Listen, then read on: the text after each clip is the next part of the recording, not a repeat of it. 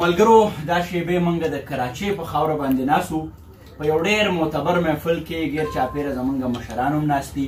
ډېره د خوشبختۍ خبره ده چې استاد ګلزار علم صاحب د پښتون وطن وتلی او پېژندلی نوم دی، هغو ناست دي. د هغو د علم او د فکر او د سندرې د سوري لاندې به راشد خان راشد نن خپل کلام په خپل ترنم کې شریکوي. زمونږ سیاسي مشر را سره هم ناست دی، د هغه هم ډېره مننه کوو. او زمونږ یو ډېر تکړه کمپوزر ډېر لوی نوم زمونږ استاد ډېر محترم شاکر زیب نوشیروي صاحب هم ناست دی. او د دې تر څنګ ګیر چاپېره نور هم ملګري ناست دي. ګلزار علم لاره ناست دی، نو چونکې راشده د موقع نه فایده علمه خپل یو دوه درې شعرونه ورته هم داسې وایم تخت اللفظ او بیا به ستا ترنم له راشو. استادجي شعرونه دي. وایي جانانه تا چې داسې د انکار لمن نیوه، جانانه تا چې داسې د انکار لمن نیوه، ما خود به د وختونو د خامار لمن نیوه. او د دې وطن په تور نظام کې هغه خلک سپینو چې چا به د پنجاب د استعمار لمن نیوه. او زه ښه په دې شک یم چې د بل غېږې ته درومي، ما بیا هم د یقین او د اعتبار لمن نیوه. او زما د کور کنډر خو به نو خامخا کېده، بس ټیک د مړه خیر دی ما د یار لمن نیوه. زما د کور کنډر خو به نو خامخا کېده، بس ټیک د مړه خیر دی ما د یار لمن نیوه.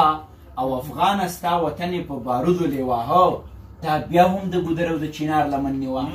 همدغه شعرونه سره ډېر محترم راشد خان راشد نه زمزمه وکړو. ډېره زیاته مننه کوم ستاسو او د ګلزار علم صاحب او د استاد محترم ګلزار علم صاحب او د شاکر زیب استاد صاحب او د مشر صاحب ډېره زیاته مننه. څومره چې هم مشران ناست دي نو د ټولو په اجازه باندې اجازت دی دغه کلام درته شریکوم. ارشاد راشد او موږ به انګور خورو ته کلام شریکوو انشاءالله. او باسین صاحب وایي چې انګور سره یاري ده که د بنګ سره یاري ده، مستو خو د ژوند د هر یو رنګ سره یاري ده، موږ به د انګور سره یاري وکړو. جي ډېره زیاته مننه. بس دغه کلام دې ټولو ته ډالۍ وي چې نو کله کله د خپل ځانه کوم سوال صاحبا، نو کله کله د خپل ځانه کوم سوال صاحبا، دا خلک ولی پښتیمانه زما حال صاحبا، نو کله کله د خپل ځانه کوم سوال صاحبا. ستا د بنګړو شړنګا مې داسې په مغزو سورده،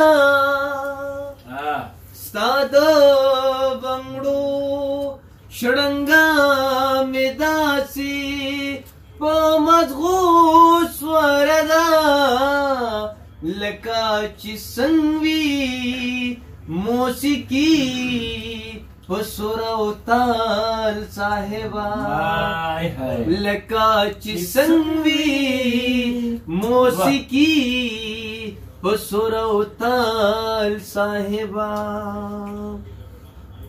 نکانا کنا پما باندې لمبي بلوي، نکانا کنا پما باندې لمبي بلوي، نکانا ما وها په غونډه زنخال صاحبا، نکانا ما وها په غونډه زنخال صاحبا. او دا شعر چې زبا د خپل خوري وجود تا تا دروس پارما، زبا د خپل خوري وجود تا تا دروس پارما، که جوړوي شي د یار مخ سینا کولال صاحبا، که جوړوي شي د یار مخ ترنا کلال صاحبا